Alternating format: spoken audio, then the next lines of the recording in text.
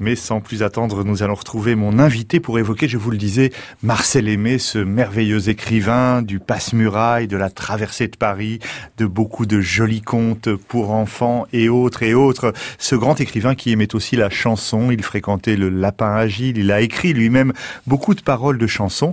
Et à l'occasion de la reparution de sa biographie, eh bien c'est le biographe de Marcel Aimé que j'ai le plaisir d'accueillir aujourd'hui à France Musique, monsieur Michel Guy Béard, dans Ne tirez pas le diable. Bonjour Michel Lécureur. Bonjour. Évidemment, tout le monde a reconnu la voix de Guy Béard, mais on ne sait pas forcément que là, c'est une chanson sur des paroles de Marcel Aimé, parce que Marcel Aimé a composé finalement pas mal de chansons. Tout à fait. Et des chansons de qualité. Des chansons de qualité, dont certaines sont restées populaires, oui, comme La Chabraque. Oui. Le Jardin d'Elvire aussi. Le Jardin d'Elvire. Beaucoup avec Guy Béard, et oui, beaucoup à l'occasion, on y reviendra tout à l'heure, d'une comédie musicale. Hein. Oui. Alors, initié par Zizi Jeanmaire et Roland Petit dans les années 60, voilà, et qui avait comme argument l'existence au ministère des Finances d'un gang de voleurs pour trouver facilement de l'argent et remplir les caisses de l'État. C'est drôle, ça peut résonner avec finalement certains aspects de l'actualité, si on veut. Ça ne me permettrait pas. En tout cas, voilà, ça s'appelait Patron. Oui. Et pour l'occasion, Béard a écrit des chansons sur les paroles de Marcel Aimé. Ça, effectivement, on y reviendra. Mais je suis heureux aussi de vous recevoir parce que vous êtes le grand spécialiste de Marcel Aimé, merveilleux écrivain que j'adore, qu'on est nombreux à adorer, et dont on va célébrer le 50e anniversaire de la disparition, puisqu'il est mort en 67. Pardon pour les 68ards qui nous écoutent, il a eu la chance de ne pas connaître 68, je ne sais pas s'il aurait tellement aimé. Je pense pas, non. C'était pas trop son état d'esprit. Non, pas tout à fait, non. Mais en 67, donc, il a disparu, donc il y a 50 ans, et... Est-ce que je me trompe, Michel Lécureur? J'ai l'impression que par rapport à d'autres gloires de la nation, n'est-ce pas, il n'y a pas tellement de commémorations, d'événements organisés pour cet anniversaire. Non, vous êtes dans le vrai. C'est vrai que je regrette évidemment personnellement que on ne se mobilise pas beaucoup plus autour de Marcel Aimé. Et comment vous expliquez ça ? Eh bien, je pense qu'il traîne toujours après lui une certaine réputation qu'il dessert.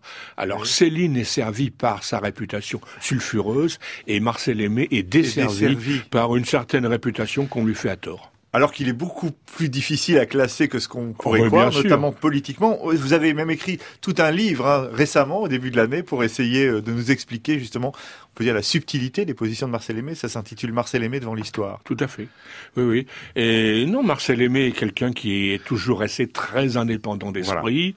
Voilà. Et même quand il a signé des articles, parce que c'est ce qu'on lui reproche, dans des journaux de l'occupation, il était resté libre au point même de défendre la cause des écoles normales des instituteurs que le gouvernement de Vichy voulait fermer.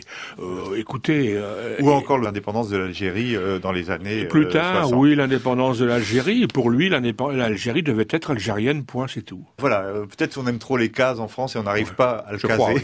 Je crois, oui. Vous-même, Michel Lécureur, vous êtes tombé dedans tout petit ? Oui, tout petit. Oui. C'est quand les j'étais contes étudiant. de Marcel Aimé, non. Non, quand j'étais étudiant, c'est la lecture de La tête des autres qui m'a fait conclure et sentir qu'on avait là un humaniste. Ouais. Au sens total du terme, alors qu'il traînait des casseroles derrière lui, et j'ai voulu en savoir plus, et de fil en aiguille, j'en ai fait plus. Vous avez lu La Jument Verte, Le Passe-Muraille, Travellingue, Le Vin de Paris, toutes ces merveilles, et vous avez même réalisé l'édition de la Pléiade. C'est ça, voilà. Voilà, bah écoutez, on est heureux d'être avec vous. Alors, on va suivre Marcel Aimé, évidemment, en musique.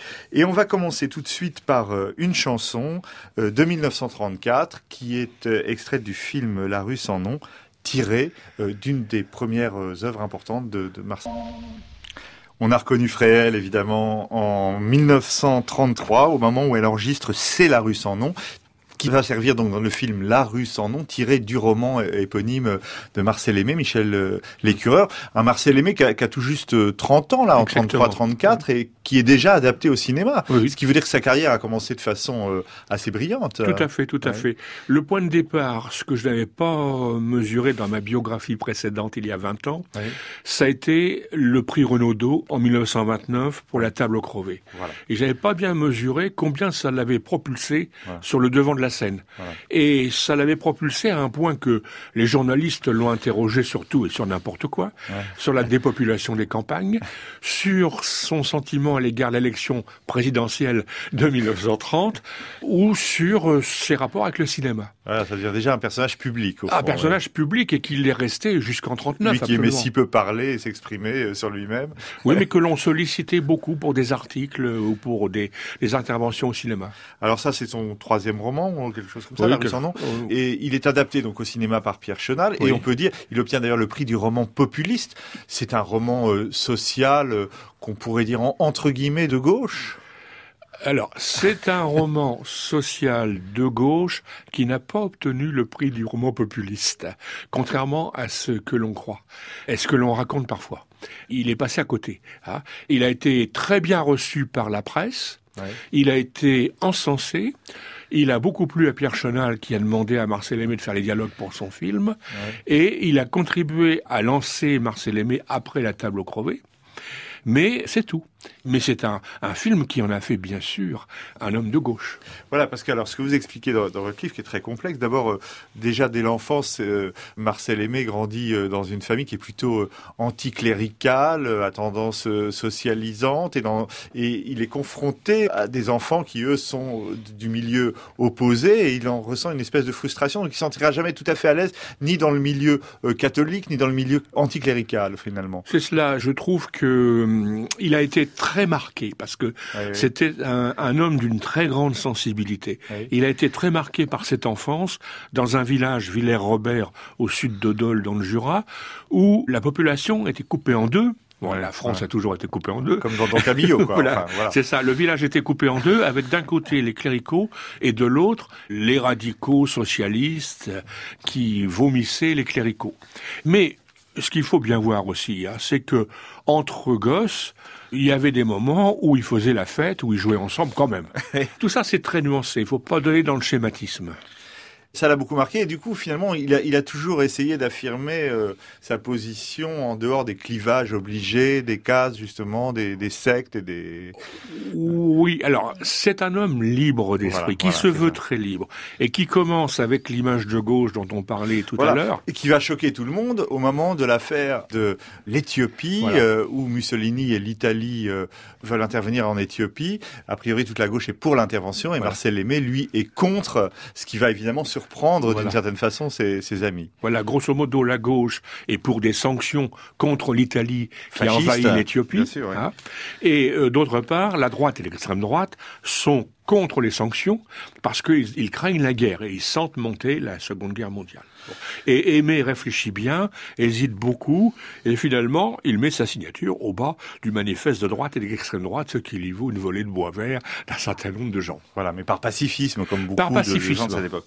Et c'est cette image qui va ensuite d'une certaine façon le poursuivre, même s'il continuera à écrire là où il veut, comme il veut. Exactement. Et en toute liberté. Et entre-temps, donc, Marcel Aimé connaît des succès de plus en plus importants. Et l'un d'entre eux, ça va être La Jument Verte, qui sera, elle aussi, adaptée plus tard au cinéma. On va retrouver un peu de la musique du film d'après-guerre de René. Voilà, ça c'est Marcel Aimé au lapin agile, parce qu'il y a évidemment ce personnage de Montmartre qu'il est devenu, même s'il est originaire du Jura. Et ici, donc, dans un texte qu'il a sûrement écrit, puisqu'il le lit d'une façon très élancée, avec cette voix étonnante, musicale, Michel Lécureur. Très curieuse. C'est juste à côté de chez lui, en fait. Ah oui, c'est tout à fait à côté de chez lui. Il habitait rue Paul Féval, c'est une rue qui est derrière le Lapin, et il avait des fenêtres qui donnaient sur les vignes de Montmartre qu'on voit encore de nos jours, et le Lapin Gilles est juste là, à côté. Et puis le cimetière Saint-Vincent, d'ailleurs, où il est enterré. Il est enterré au cimetière Saint-Vincent, oui. Donc il a été toute sa vie un personnage de Montmartre vraiment très emblématique, connu dans certains bistrots du quartier, etc. Comme d'ailleurs ici Jean Paul, c'est vraiment une figure de cette butte. C'est une figure très pittoresque et très connue de Montmartre parce que il avait des habitudes bien précises. Tous les matins, il sortait se promener dans Montmartre. Et là, il observait les gens qui allaient, qui venaient, et puis il allait jouer au 4-21, il allait jouer aux cartes, il allait boire un verre avec des amis. Et on retrouve d'ailleurs ce décor dans le Place Muraille, dans beaucoup de nouvelles. Tout à fait. Oui, c'est tout à fait le décor du Passe-Muraille. Voilà, exactement, oui. Et dans le Passe-Muraille, il y a d'ailleurs également pas mal de nouvelles inspirées par la situation de l'occupation, notamment cette nouvelle qui s'appelle La Carte, sur les cartes de rationnement, où l'on voit les malheureux juifs qui sont plus maltraités, évidemment, que tous les autres. Et où on voit, d'ailleurs, il se moque même un petit peu dans cette nouvelle, justement, de Céline qui éructe, etc. Donc on voit que même dans cette période de l'occupation, Marcel Aimé a gardé une espèce de distance, même s'il a publié des nouvelles dans Je suis partout, qui est évidemment un journal proche de la collaboration. En même temps, il est resté tout à fait éloigné des événements. Tout à fait. Et d'ailleurs, Céline lui en a voulu un temps, parce qu'il l'avait fait participer à une nouvelle en vociférant contre les Juifs. Céline disait « Oh, c'est encore un coup des Juifs », écrit Marcel Aimé, à peu de choses près, mais certainement qu'il était de mauvaise humeur, ajoute Marcel Aimé, toujours en prenant une distance par rapport à ce qu'il raconte. Donc toujours cet homme inclassable qui avait aussi d'ailleurs participé à certaines fêtes du Front Populaire, juste avant la guerre. Alors oui, justement, ça a été très curieux pour moi de retrouver et de mentionner dans ma nouvelle biographie qu'il a été convié en 1937 avec 12 autres auteurs à la Comédie des Champs-Élysées pour commémorer la première année du Front Populaire. Et c'était une manifestation initiée, pardonnez-moi du peu, par Léon Blum lui-même, au travers de Jacques Chaban. Le nom de Jacques Chaban doit vous dire quelque chose, je suppose. Mais est-ce qu'il n'y a pas justement chez Marcel Aimé une volonté aussi, d'une certaine façon, c'est pas de la provocation, mais de toujours avoir une position un peu décalée par rapport aux positions obligées, j'ai envie de dire. Oui, il y a ce désir, il y a cette volonté, vous avez raison. Mais il y a aussi, chez Marcel Aimé, la réaction « on m'a sollicité, pourquoi refuserais-je » On me demande d'intervenir, pourquoi non ? Et il y va. Et puis, ce qui peut-être aussi va contribuer à façonner son image un peu de droite comme ça, c'est que on a le sentiment que l'épuration, plus encore peut-être que l'occupation par elle-même, a été un des sujets centraux de son œuvre. Et il a quand même passé énormément de temps, avec un talent fou d'ailleurs, à dénoncer les excès de l'épuration. Ça a été finalement le moment clé, on peut dire, de son inspiration littéraire. Oui, tout à fait. C'est parce qu'il a été très sensible à l'exécution de Brasillac en 45, parce qu'il le connaissait depuis longtemps. Brasillac était critique littéraire et appréciait l'œuvre de Marcel Aimé, et les deux hommes s'étaient rencontrés, ils s'étaient invités mutuellement, et indépendamment de ces idées qu'ils ne partageaient pas, il trouvait que c'était un excellent critique, et qui plus est, un excellent homme de lettres. Et quand il a vu que Brasillac était donc en procès et qu'il allait être exécuté, puisque c'était vraiment couru d'avance, il a accepté volontiers la démarche de Mauriac, qu'il l'a chargé, lui, Marcel Aimé, de se tourner vers le monde des lettres, vers les auteurs, pour leur demander de signer une pétition de façon à sauver la tête de Brasillac. Il y a un moment mémorable avec Albert Camus où Albert Camus lui renvoie une très longue lettre de plusieurs feuillets et au dernier moment il barre tout et dans la marge il met « mettez mon nom quand même car je déteste la peine de mort ». Je vomis la peine de mort. Mais cette épuration, on la retrouve d'une certaine façon dans La tête des autres, dans Uranus et dans beaucoup d'œuvres de Marcel Aimé. Et dans beaucoup de nouvelles, il a mis en scène, et dans Uranus aussi, il a parlé de cette épuration, qui lui a causé du souci personnellement. Lui-même n'a pas été mis en cause. Alors, il a reçu en tout et pour tout, en 46, un blâme sans affichage, parce qu'il avait vendu pendant la guerre un scénario pour un film de très mauvaise qualité qui s'appelait Le Club des Soupirants, mais il l'avait vendu à la Continental Film, qui était une firme à capitaux allemands. Et tous ceux qui, de près ou de loin, ont travaillé pour la Continental pendant l'occupation, ont reçu un blâme. Et lui, il a reçu vraiment le blâme le plus léger que l'on put recevoir à l'époque. Mais il a reçu ce blâme, et ça l'a beaucoup marqué. Je voudrais ajouter aussi que en 44 et en 45, en 44 notamment, en juillet 44, il a reçu des petits cercueils par la poste. Ah oui. Et puis des coups de fil chez lui, lui disant, attention, on descend avec le maquis et on va te faire la peau. Donc il était quand même ciblé là encore comme un personnage. On peut se demander s'il n'y avait pas de mauvaise plaisanterie dans le coin, mais enfin bon.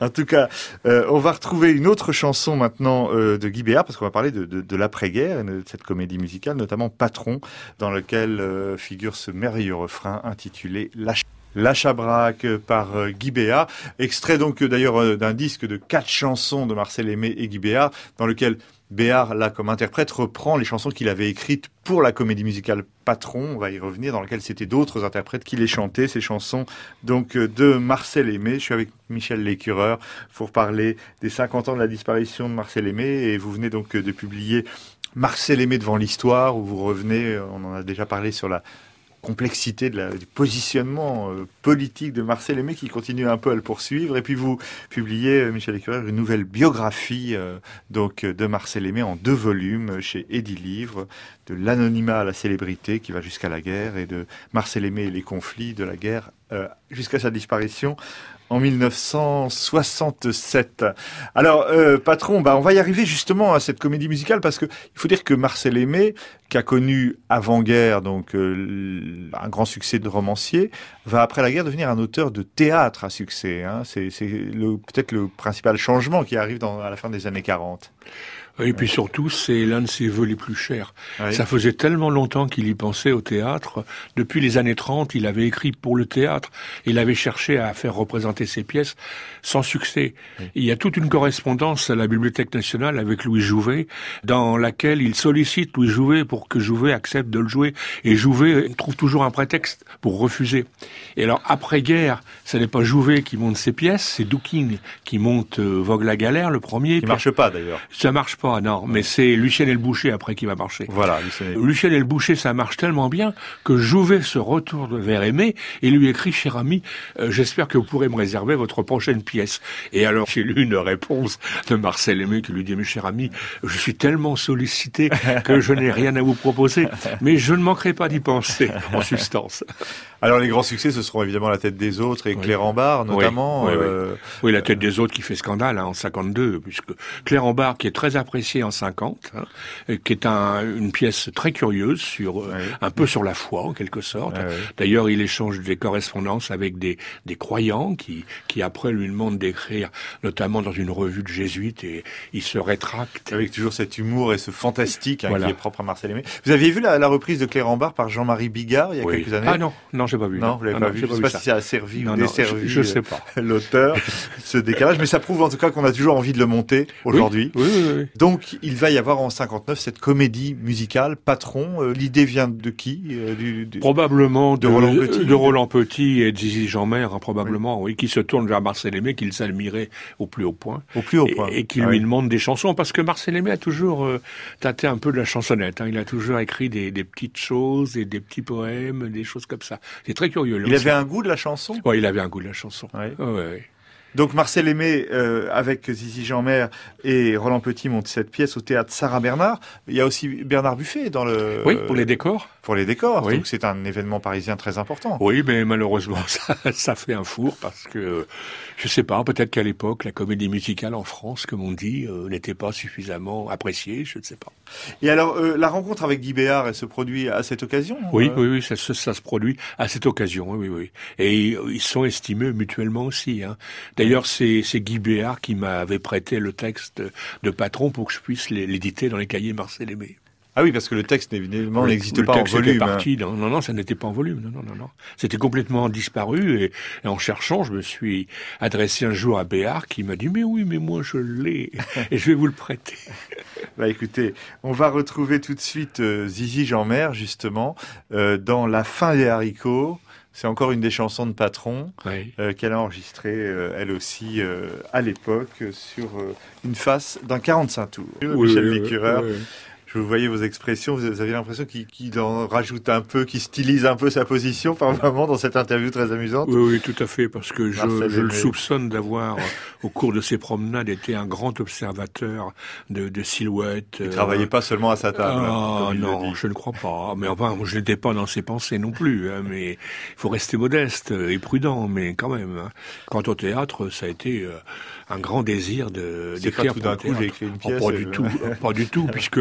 Alors là, j'en suis nettement plus sûr, puisque dans tous ces papiers, dans tous ces manuscrits qu'on a retrouvés, il y a plusieurs projets de pièces dès les années 30.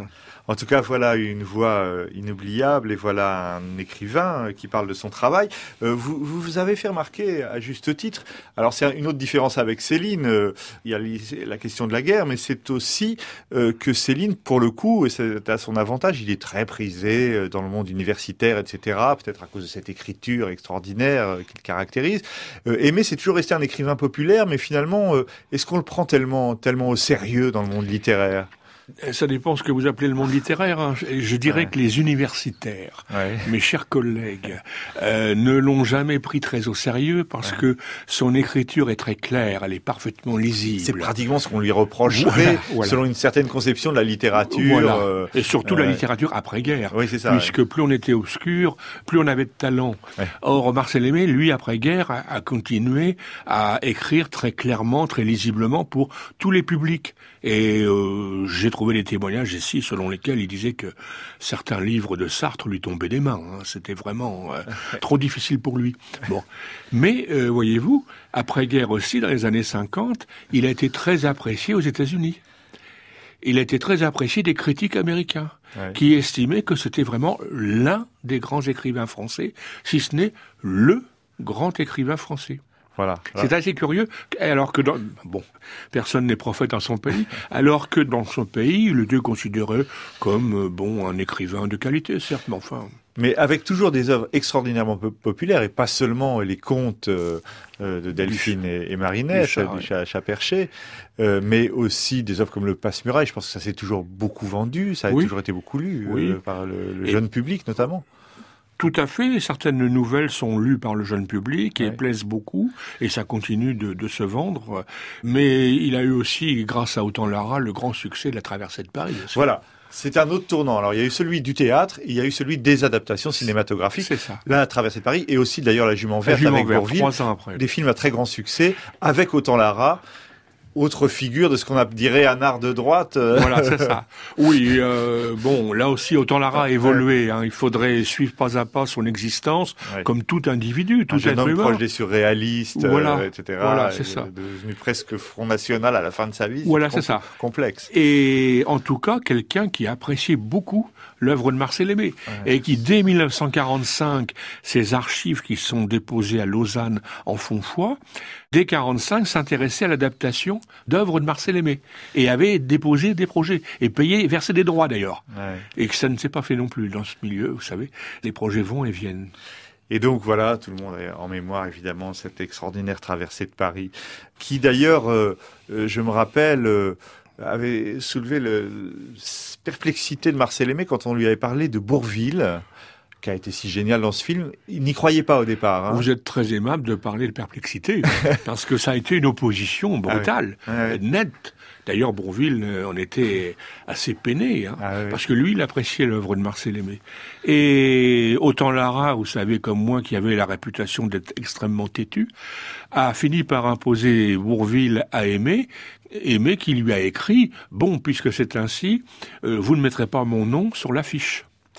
Et quand le film a été projeté, Aimé s'est rendu compte que Bourvil jouait magnifiquement. Et donc, il a reconnu par écrit, dans une lettre à Autant Lara, qu'il s'était trompé et que Bourvil était vraiment un très grand acteur. C'est pourquoi, peu de temps après, quand Claude Autant Lara lui a demandé l'autorisation d'adapter La Jument Verte, alors là, ça a été oui tout de suite. On va retourner au Lapin Agile pour écouter Yves Mathieu dans une autre chanson de Guy Béart et Marcel Aimé, « Ah, quelle journée !»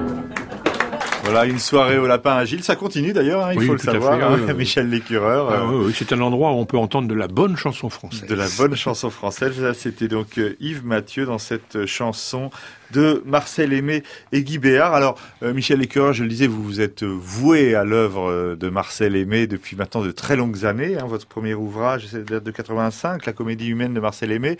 Vous avez enseigné à l'Université du Havre. Vous avez réalisé l'édition de la Pléiade. Sur quelle base, au fond, où se trouvent les écrits, les notes, les correspondances, les archives, si on peut dire, de Marcel Aimé aujourd'hui ? Hélas, cher Benoît Dutertre, les archives de Marcel Aimé ont été dispersées. Il y a 3 ans, à Drouot, vous imaginez la suite, par certains membres de la famille. Je n'en dirai pas plus. Mais à l'époque, moi j'ai travaillé avant, fort heureusement. Oui. J'ai pu travailler sur les manuscrits que Madame Marcel Aimé, la veuve de Marcel, donc, a mis très gentiment à ma disposition à l'époque, ainsi que sa principale héritière, Françoise Arnaud, qui était comédienne, et qui m'ont fait confiance. Et j'ai pu travailler sur les manuscrits. Accéder aux sources premières. Ça vous a permis aussi d'alimenter, j'imagine, les cahiers Marcel Aimé. Absolument, oui. Qui existent toujours ? Qui existent toujours, oui. J'ai animé principalement les 20 premiers. Ouais. Et puis j'ai passé le relais et on en est à plus de 30 maintenant. Alors, il faut dire d'ailleurs que vous n'avez pas écrit seulement sur Marcel Aimé, mais aussi sur Raymond Queneau, sur Barbé d'Aurevilly et sur René Fallet. Je m'arrête à René Fallet un instant parce que il y a une photo où on voit Marcel Aimé avec Georges Brassens, Fallet, Aimé. C'est une espèce de famille littéraire, tout ça. Tout à fait. Georges Brassens et René Fallet avaient la plus grande admiration, et moi je les comprends, pour Marcel Aimé. Et quand ils en parlent dans certaines interviews, c'est vraiment comme si on parlait de leur dieu ou d'un de leurs dieux. Pourtant, je sais si ces gens-là n'étaient pas déférents envers les dieux. Mais en tout cas, on voit d'ailleurs, oui, Marcel Aimé qui était présent aux 10 ans de carrière de Georges Brassens. C'est ça. Il a fallu à l'époque trouver quelqu'un, et Aimé a accepté, comme je vous le disais il y a quelques instants, il a accepté quand on lui demandait un service, quand ses amis peintres de la Butte lui demandaient une préface pour un catalogue, il a accepté. Il écrivait une 20aine de lignes, et là il a accepté, et à la grande joie de Georges Brassens, qui d'ailleurs, autant que je puisse le savoir, très intimidé, n'a rien trouvé à dire à Marcel Aimé. Ben oui, ça se passe souvent comme ça, entre ceux qui s'admirent. Alors, encore une petite musique extraite cette fois-ci d'un film, vous allez nous en dire un mot, La Gamberge. Eh bien, c'est un film qui est paru dans en 1962. 62, et qui a pris comme refrain une chanson écrite par... Encore une chanson donc de Marcel Aimé pour les paroles, Guy Béard pour la musique, Quand un homme, repris donc comme musique dans le film de Norbert Carbonneau qui s'appelait La Gamberge en 1962, Michel Lécureur. On retrouve beaucoup de ces choses dans la grande biographie que vous venez de faire paraître de Marcel Aimé. Et puis on peut consulter aussi, si on veut voir plein d'images, alors l'album de la Pléiade que vous avez également réalisé avec plein d'archives passionnantes sur Marcel Aimé.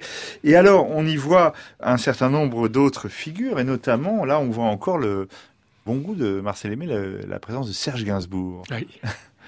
Marcel Aimé avait été sollicité pour écrire un petit texte sur une pochette de disque, et donc il s'est exécuté très gentiment, et c'était au début de Gainsbourg. Voilà, c'est le premier disque de Gainsbourg. Il a bien senti la personnalité de Gainsbourg.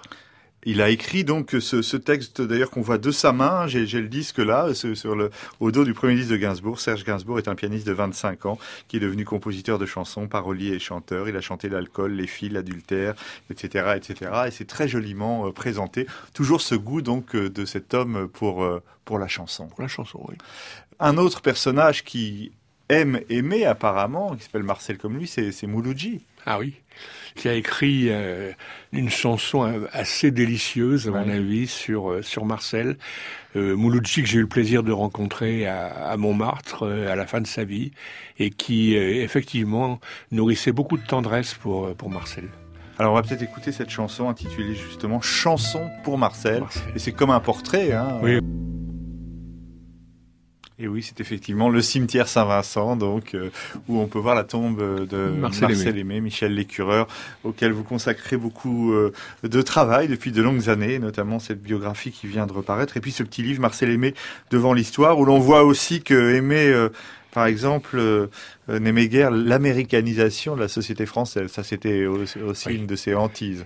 Oui, il a été invité dans les années 50 à parcourir l'Amérique. C'est le magazine Collier's qui lui avait dit qu'on lui payait tous ses frais en échange de quelques textes, quelques nouvelles sur l'Amérique. Et donc il y est allé, il a vu, il a discuté avec des journalistes. Il est rentré absolument catastrophé par la vie mécanisée, par le peu de droits sociaux. Le racisme. Le racisme, alors là, le racisme, ça l'a vraiment marqué. Et il en a fait des pièces d'ailleurs, Louisiane par exemple. Et il en a conçu une sorte de système de pensée discutable parce que elle manquait un peu de nuances par moment, mais qui a fait qu'il était vraiment classé comme un anti-américain. Décidément, il était classé dans des cases qui ont permis évidemment de le combattre assez souvent comme un homme un peu, réactionnaire au fond. Oui.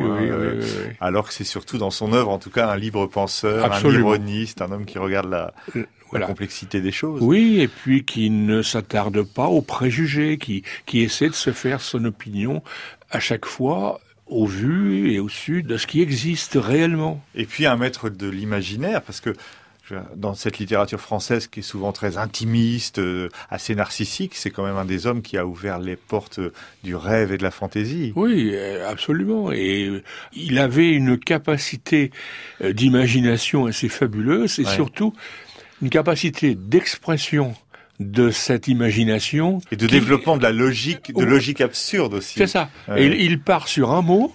Un certain Dutilleul avait le pouvoir de passer entre les murs et après il bâtit tout là-dessus. Voilà. Et c'est parfaitement cohérent, parfaitement logique. Ça, c'est extraordinaire. Le personnage avait l'air quand même très difficile à aborder. Il parle peu, il a ce visage un peu fermé, etc. Oui. Et il était seul dans la vie ? Non, il avait des amis, et il a eu beaucoup de conquêtes féminines. Non, il était très sociable, mais très réservé. Il décontenançait les gens par sa timidité naturelle. Hein. C'est un grand timide. Vous savez, comme les timides qui, au moment M ou T, ne savent pas quoi dire, parce qu'ils ont tellement de choses à dire, ou parce qu'ils n'ont pas l'esprit d'à propos. Voilà, et tout cela, donc on le retrouve, je le dis dans votre biographie, et on va d'ailleurs le retrouver pour finir dans la voix de Marcel Aimé lui-même, avec la suite de cette interview par André Parinaud, où il se dépeint de façon très, très amusante. Et puis ensuite, on écoutera Richard Galliano, qui a rendu un hommage à Marcel Aimé. C'est ça, Richard Galliano a toujours été un très grand admirateur de Marcel Aimé, et il a tenu à lui rendre hommage en jouant un morceau qui avait été choisi, qui avait été conçu pour Patron. Voilà, et qui s'appelle Liberté. De Patron, Liberté. Merci d'avoir été avec nous, Michel Lécureur. Liberté est une fleur, c'est l'hommage de Richard Galliano à Marcel Aimé. Alors je ne saurais trop vous recommander de lire et relire les œuvres de Marcel Aimé. Et puis si vous aimez ces chansons, eh bien vous pouvez les retrouver notamment dans les compilations de Guy Béard. Et enfin, vous pouvez lire donc de mon invité Michel Lécureur la biographie, nouvelle version de la biographie de Marcel Aimé en 2 volumes aux éditions Edilivre et également chez Edilivre, un livre sur les positions, disons, politiques de Marcel Aimé qui s'intitule Marcel Aimé, 2